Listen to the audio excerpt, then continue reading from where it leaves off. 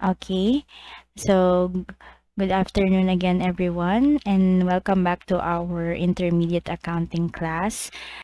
For today, our lesson will be all about liabilities. So this is the general discussion of the liabilities as a whole. There are, again, different chapters that tackle the specific liabilities.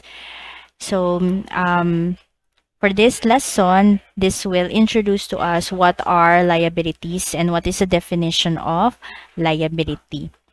So under the revised conceptual framework for financial reporting, it provides the following definition of liabilities.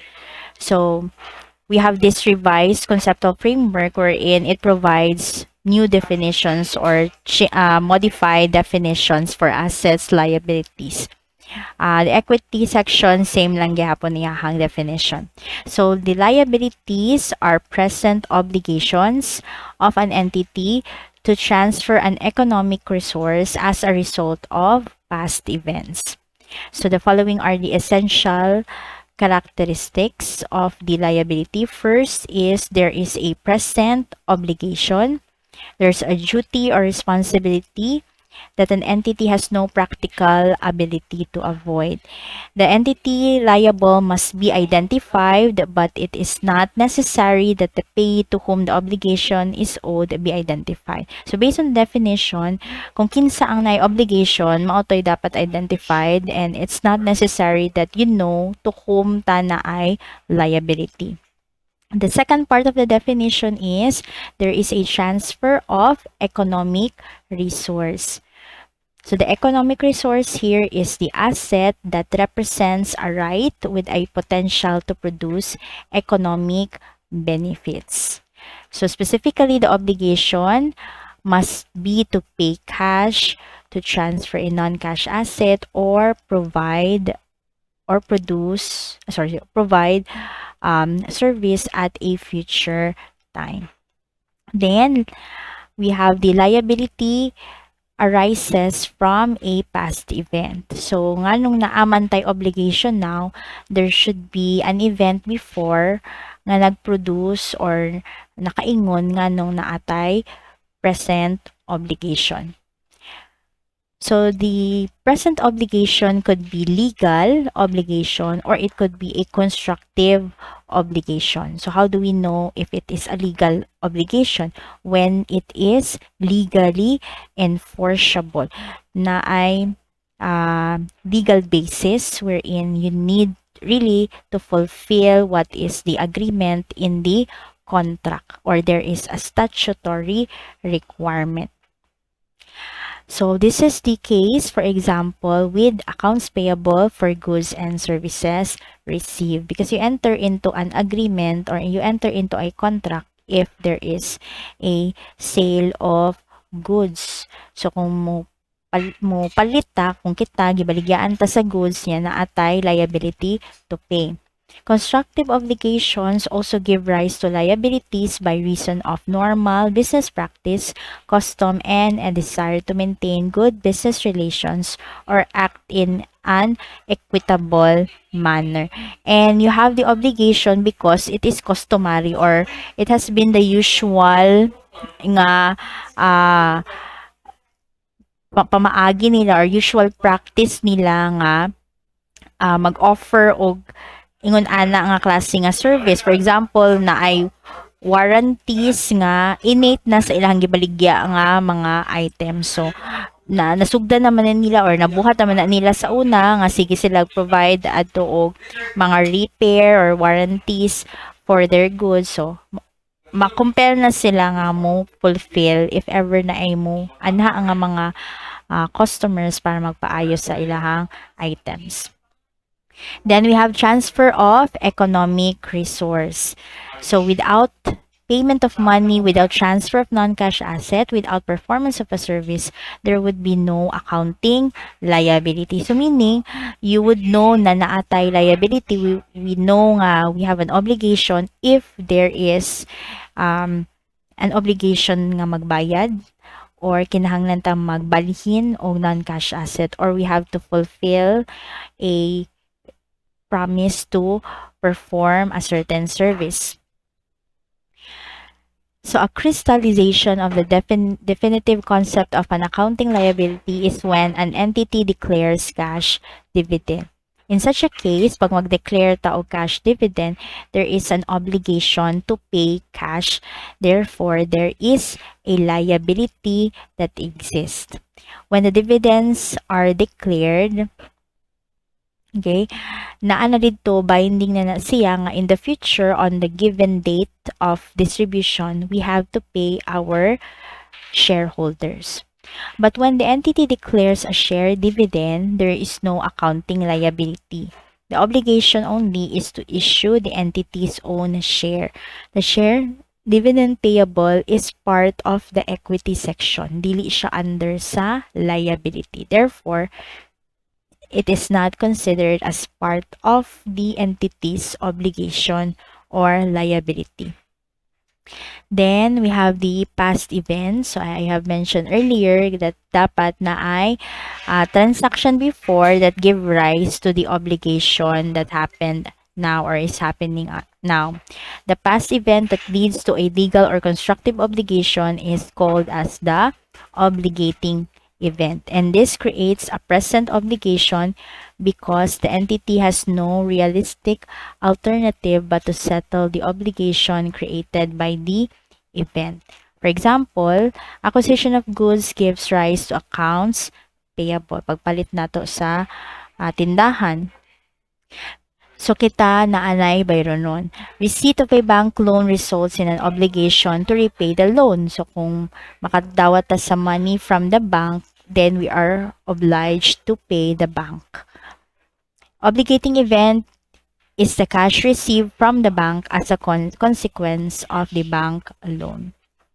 So here are common types of liabilities. You have accounts payable to suppliers for the purchase of goods, withheld amounts from employees for taxes and for contributions to the social security system, accruals for salaries, interest, rent, taxes, product warranties, and profit sharing bonus. Cash dividends declared but not paid because pag nabayaran na siya, dili na liability. It's already fulfilled man. So, kinahanglan, wala pa siya nabayaran. Pero pending pa ang distribution.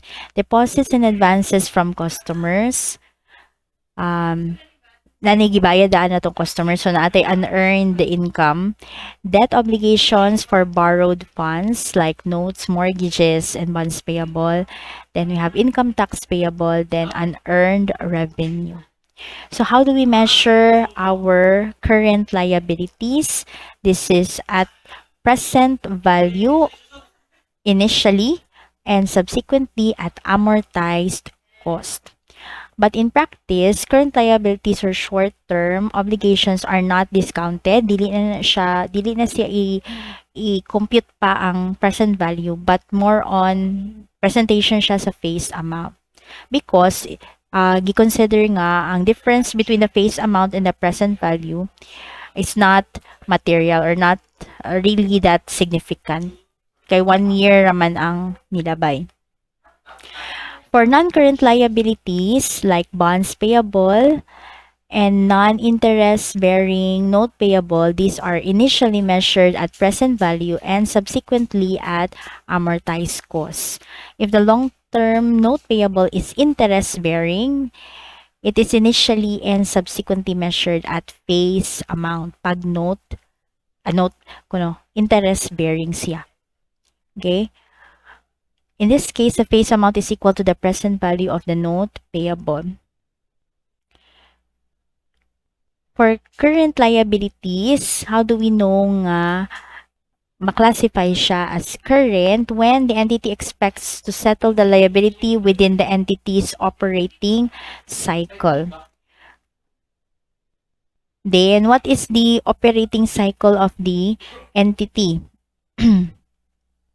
So, the operating cycle, if we base it in the financial management, operating cycle is from the time that you bought the materials for manufacturing your product until the time that you collect the payments from your customers. So kung inyong products is gamunon pa, so from the time ni palit ka sa raw materials and then that i-add nimo tong time para magama ang product, unya ibaligya ang product, unya kolektahon ang halin sa baligya.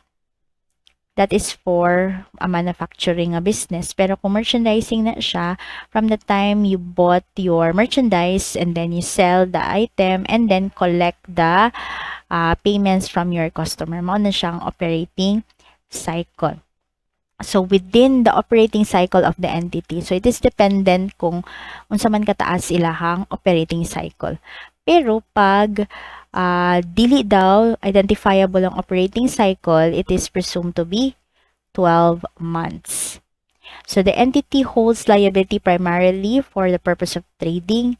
Liability is due to be settled within 12 months after the reporting period. So, kinahanglan bayaran ng utang sa sud sa 12 months. Again, kung dili available imong operating cycle. The entity does not have an unconditional right to defer settlement of the liability for at least 12 months after the reporting period. Walay katungod ang entity para unya-unyaon ang bayad with unconditional right. Kasi ng unconditional right, walay condition. Si entity ang makabuot kanus siya mobayad. Pwede siyang mag-unya-unya. Kung kana ang case, kung naa siya unconditional right, then that is not current. Remember nga ang requirement diri, it does not have unconditional right. Wala siya unconditional right. Meaning, restricted siya dapat. Dili siya pwede makabuot o ganus siya mo bayad. Then, trade payables and accruals for employee and other operating costs are part of the working capital used in the entity's normal operating cycle. And such operating items are current liabilities even if settled more than 12 months after the reporting period. So, man siya, trade payables and accruals for employee and other operating costs are part of working capital. So, even if they will be paid more than 12 months, they are still classified as current liabilities. Then other current liabilities are not settled as part of normal operating cycle but are due for settlement within 12 months after the reporting period are held primarily for the purpose of trading, like financial liabilities held for trading, bank overdraft. If you can recall this one, when the bank releases money more than your available balance, diba, magka-bank overdraft ta, nga, kinahanglan natong bayaran si bank kay siya may ni-accommodate for the amount. For example, ang atong check is only 1 million but our check is 1 million and then our balance sa bank is only 900,000. So, nag-release gihapon si bank og 1 million even if 900,000 ratong balance. So, na ay overdraft of 100,000. So, we're supposed to pay the bank for the difference nga 100,000. That's why part na siya sa current liabilities. Dividends payable, income taxes, other non-trade payables, and current portion of the non-current financial liabilities. Because there are financial liabilities that are for several months, several years, iyahang term, pero na mo mature every year. So, katong mo mature every year or within 1 year from the reporting period, ma-part na siya sa current portion sa non-current liabilities. So, financial liabilities held for trading are financial liabilities that are incurred with an intention to repurchase them in the near term, like quoted debt instrument that the issuer may buy back in the near term depending on changes in fair value. Meanwhile, how do we know if it is a non-current liability? So, sayon na ni siya. If you already distinguished the current liabilities, ang remaining items nga wala na fall under current, mao na siya ang non-current liability. So, muna siya residual definition, meaning kung unsay wala ma-qualify as current, that would automatically be a non-current liability. But specifically, para naatay mabutang descriptions or specific category, so mao ni siya ang inclusions for non-current liability. So we have non-current portion of a long-term debt. Diba katong long-term nga mga utang, unya katong beyond 1 year pa ang iyahang settlement date, so mo yung non-current portion. We have finance lease liability. This is with regards to rent, nga formal rent wherein there is a transfer of ownership later on. You will know about this in the next chapters on liabilities. Then we have deferred tax liabilities. This is related to the taxes nga tax portion nga due pa in the next nga years. We also have a specific chapter for that. Long-term obligations to officers and long-term deferred revenue. So, what if there is a long-term debt falling due within 1 year? So, as I have mentioned, may mga utang nga kinahanglan bayaran nimo siya within several years or taas iyahang term. But what if this utang is going to be due within 1 year? So, for example, 5 years ang payable, 5 years ang payable, but that was incurred 5 years ago. And this year would be the final year sa iyahang term, and you're supposed to pay for that utang within the year.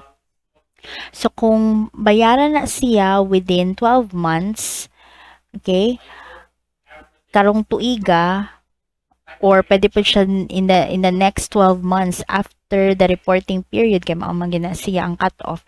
So, kita hay December 31, mag-count ka 12 months after, so next year, kinahanglan na siyang bayaran katong long-term debt, it is classified as current. Even if bisan pa the original term was for a period longer than 12 months. So, sa akong example ganiha, what if 5 years ago ni mo siya na-acquire, and then mo June na siya within this year or within 12 months after the reporting date. So, even if ang original term niya kay 5 years, kay mo June naman gyud siya within 1 year, so current na siya.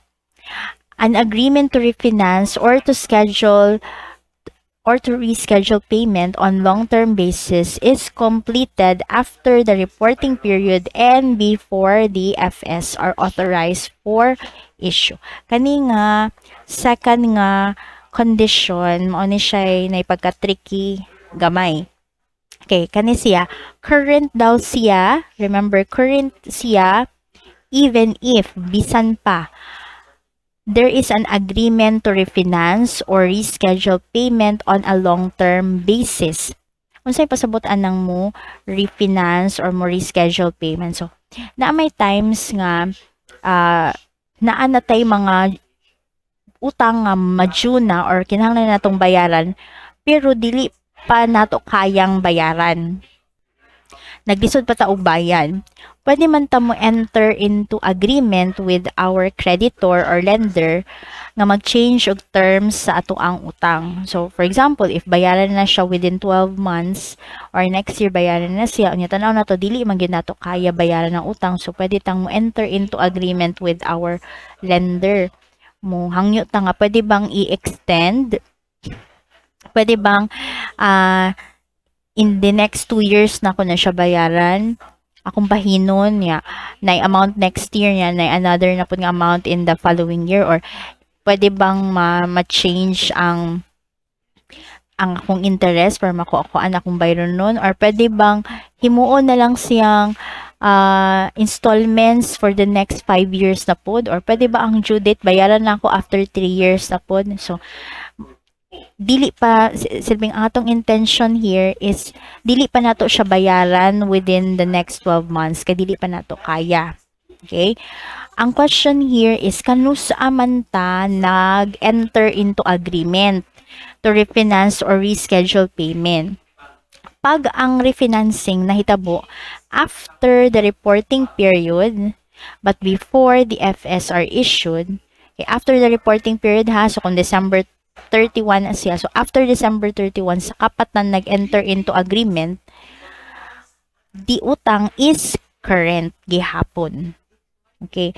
What if sa agreement na mo, ma'am, kay nisugot ang creditor nga bayaran ako ang utang after 3 years pa. So, dapat long term na to siya, ma'am, kay 3 years na gud ang term sa utang. Tanawon o kanus nag-agree. Nag-agree ka o katong si lender. Kanus mo nag-agree nga ma-refinance or ma-reschedule ang payment. Kung after the reporting period na siya na-agrihan, it's too late para himuon siyang current. Diba? Sorry, it's too late para mahimo siyang non-current It's too late para mahimo siyang non-current. Kaya ang cut-off date nato kay December 31. After the reporting period naman siya na-agrihan, so therefore, as of December 31, the utang is still current. Okay, balik ha. What if nag-agree mi ma'am pagka tayo January 1, January 2, January 5 nga after 3 years na lang bayaran akong utang. So meaning na long term na tong akong utang ma'am, dili na siya within 1 year. So dapat non-current na akong utang as of December 31. The answer would be no.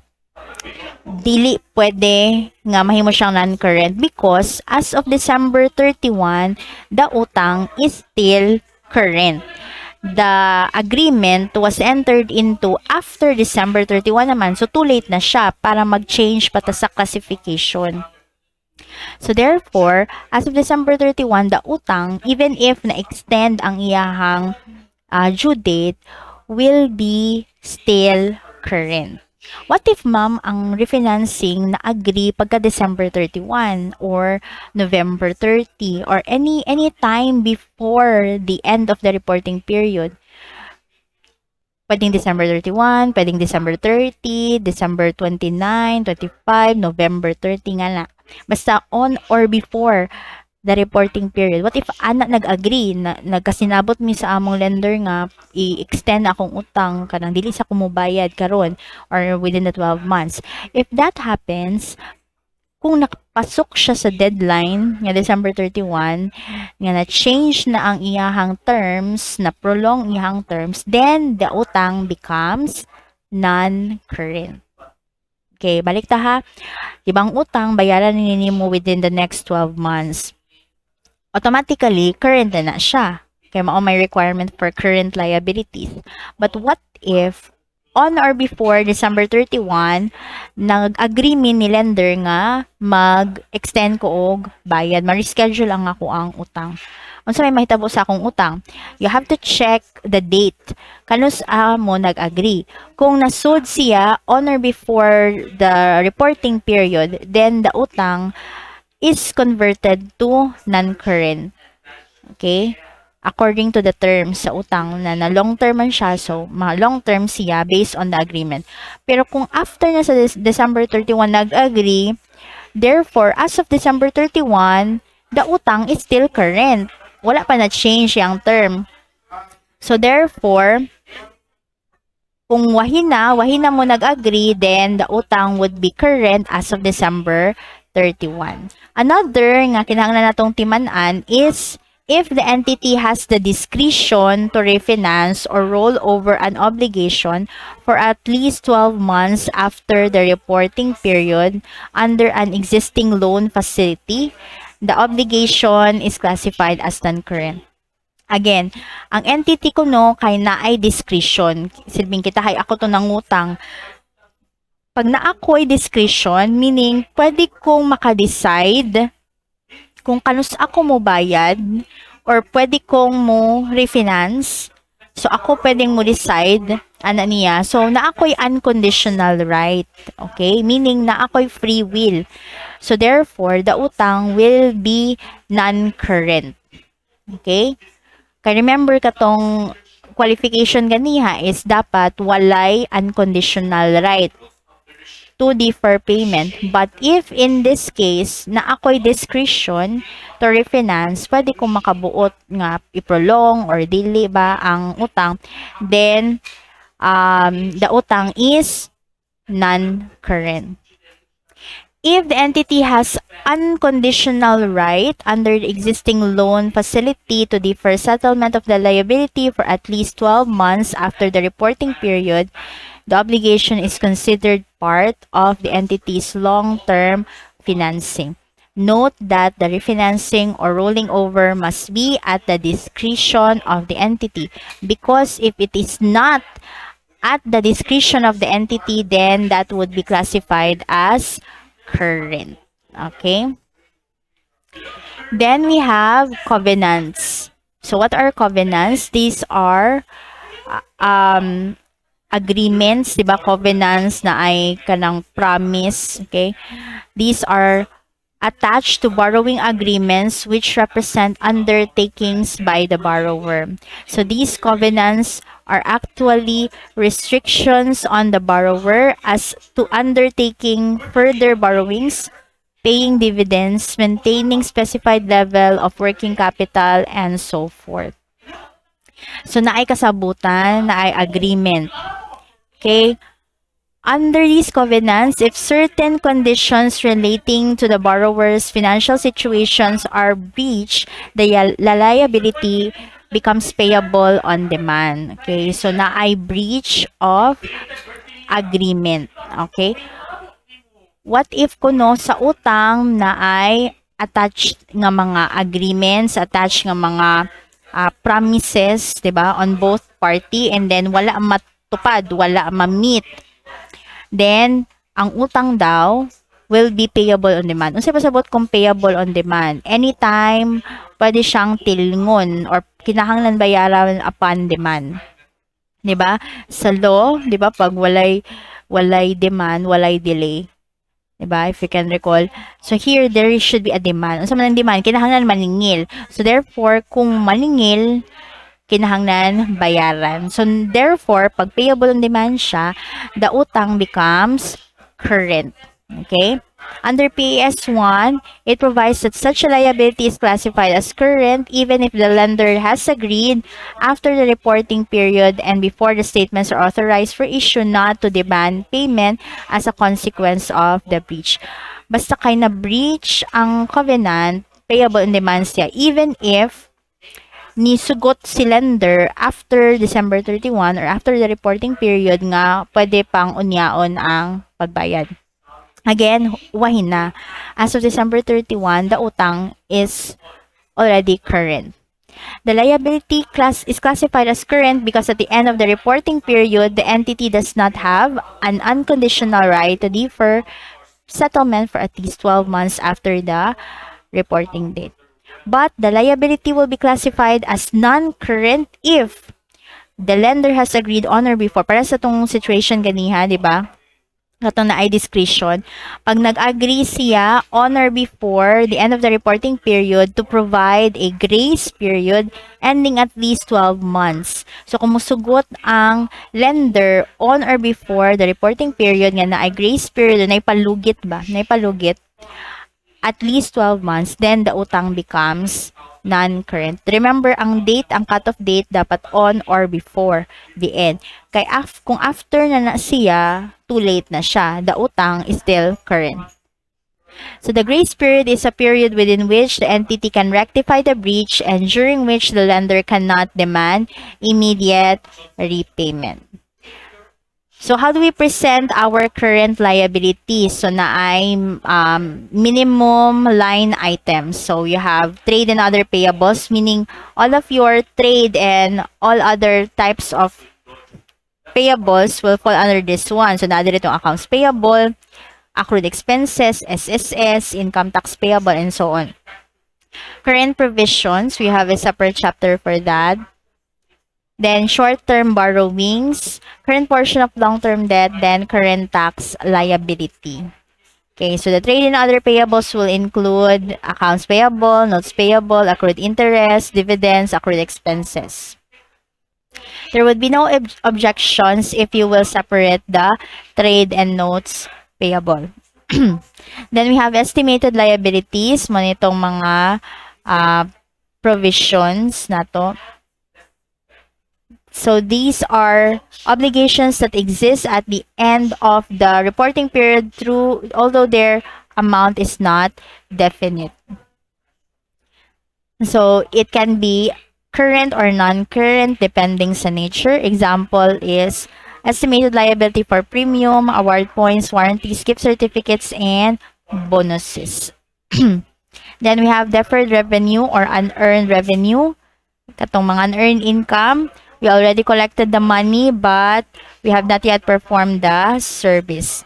If it is realizable within 1 year, of course, that is current liability.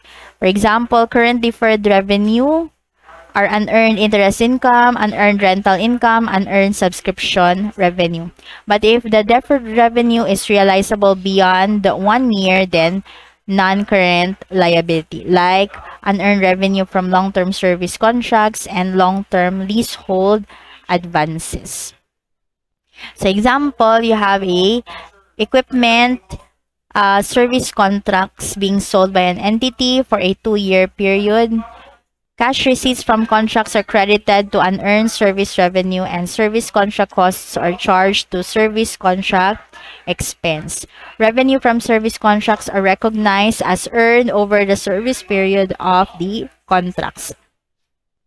The following are the transaction. You have the cash receipts, then service contract costs paid, service contract revenue recognized. So journal entries, you have cash receipts from the service contract, so debit cash, credit unearned, service revenue. For the recording of the service contract costs paid, you have service contract expense and then credit cash, 500,000. For the service contract revenue recognized, kanisiya, 800,000. Debit unearned service revenue, then credit service contract revenue. Then we have gift certificates. So sa maning mga gift certificates. So some establishments, they sell gift certificates, mga GCs. So pag ganahan ka nga mo regalo or nakaihatag sa certain nga person, onya dili ka gusto nga maghatag og money or dili ka ganahan nga something tangible imong ihatag, pwede nimo siyang tagaan og gift certificates. Onya kada nga gift certificate, ana ra po nimo siya pwedeng paliton anang certain establishment kung asa gi-release to nga gift certificate. So I remember before sa Christmas na mo nga giveaway sa company or sa school, ang gihatag sa mga is gift certificates worth certain amount and then pwede mo dito mag-shopping or dito may mamalit. So pag i-presenta nimo dito sa establishment, so pwede kang makapalit. More good as cash siya. Okay? So when the GCs are sold, kani on the part ni sa entity ha, katong namaligya og GC. So katong kung asa pwedeng mo palit tong mga gitagaan sa GC. So, ang iyahang entry would be cash para sa halin, pagbaligyan niya sa GC, di ba? And then credit gift certificates payable. Nganong payable man siya? Because pag baligyan niya sa GCs, sa mga gift certificates, wala pa man siya nahalinan adto. Ang mahitabuan na is katong mga nakadawat sa GC, ilaha pa na siyang i-redeem sa tindahan. Mupalit sila sa tindahan para ilang magamit ang GC. Para makuha nila tong ilahang paliton. So, current liability pa siya. Kung mo present na, i-present na sa customer or sa katong nakadawat sa GC ang gift certificate, so niya, mo palit na sila sa tindahan, ay pa mag-record og sales ang establishment. So, gift certificates payable, credit, sales. When the gift certificates expire, so nakakagipanghatag nga GC o niya, wala gi-redeem sa imong gitagaan, ang katong establishment, mag-recognize siya sa expiration sa GC. by debiting gift certificates payable, credit forfeited gift certificates. But according to the rulings sa Philippine Department of Trade and Industry, the GCs don't have expiration period here in the Philippines. Then we have bonus computation. Okay. So bonuses, these are given to employees and key officers representing additional compensation for being able to meet a certain income target or mas dako siya kaysa sa ilahang expected for the year. The main purpose is to motivate the officers and employees by directly relating their well-being to the success of the entity. So there are variations on how to compute bonus. Every company has its own way of computing the bonus. But these are katong mga basic forms. You have bonus expressed as a certain percent of income before bonus and before tax. It could be income after bonus but before tax.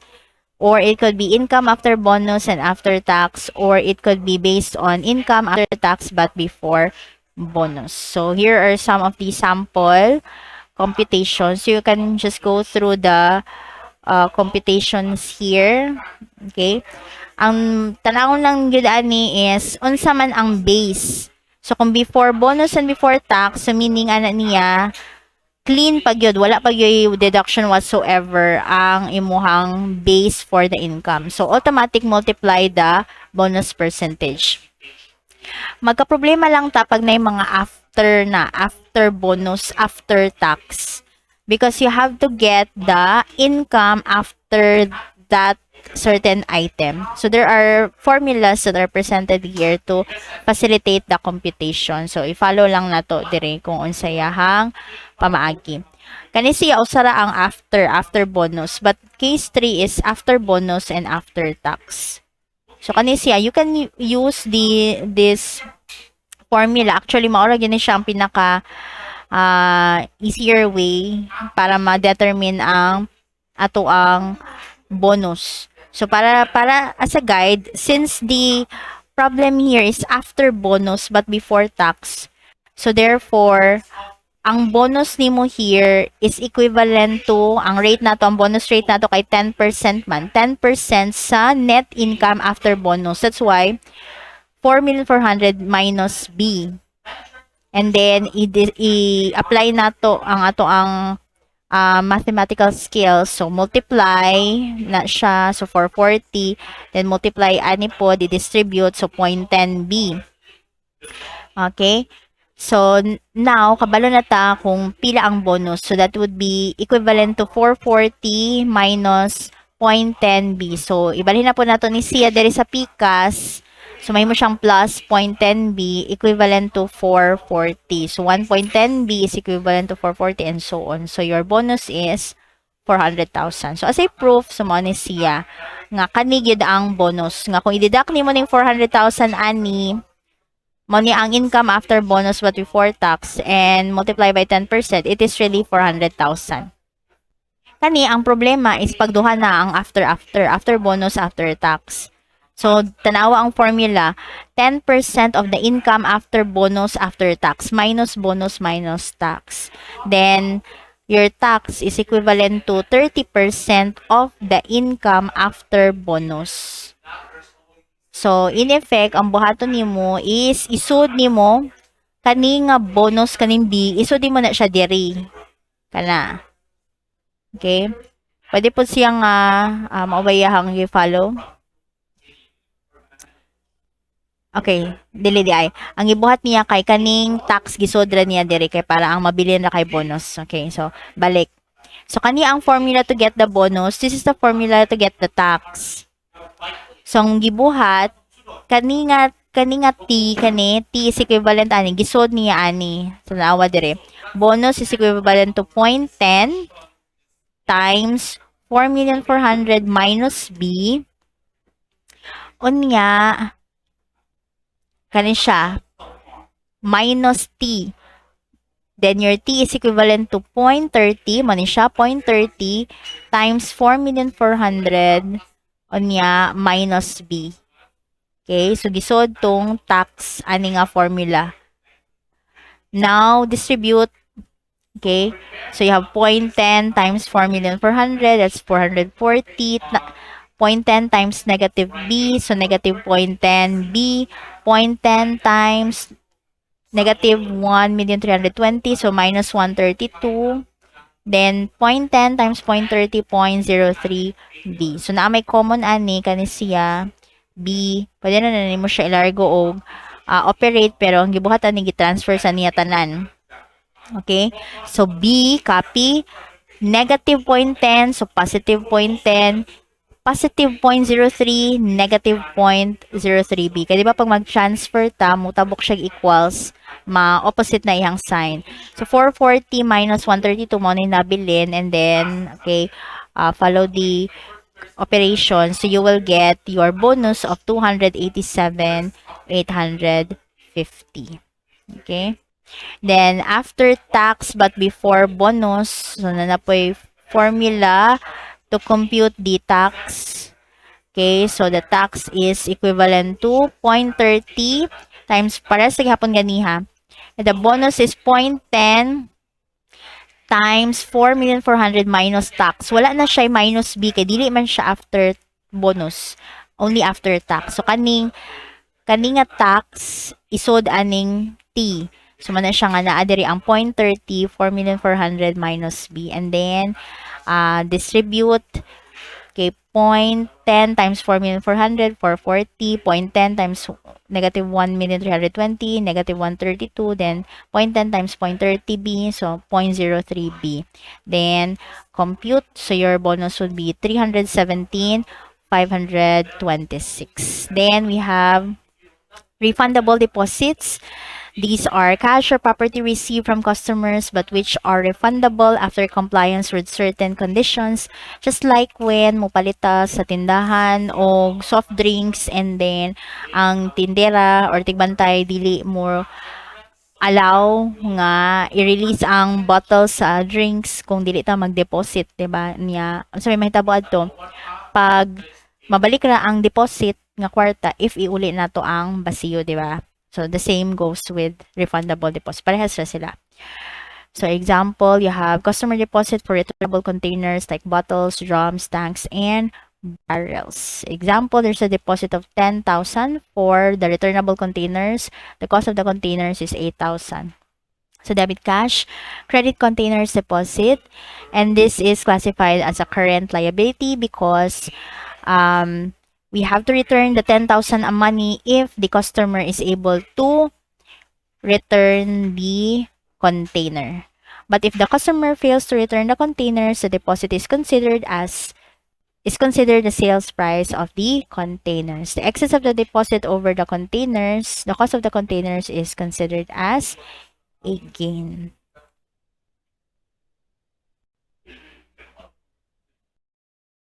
If you like this video, don't forget to click like, subscribe, and hit the notification bell to be updated with the latest video lessons. Thank you for watching.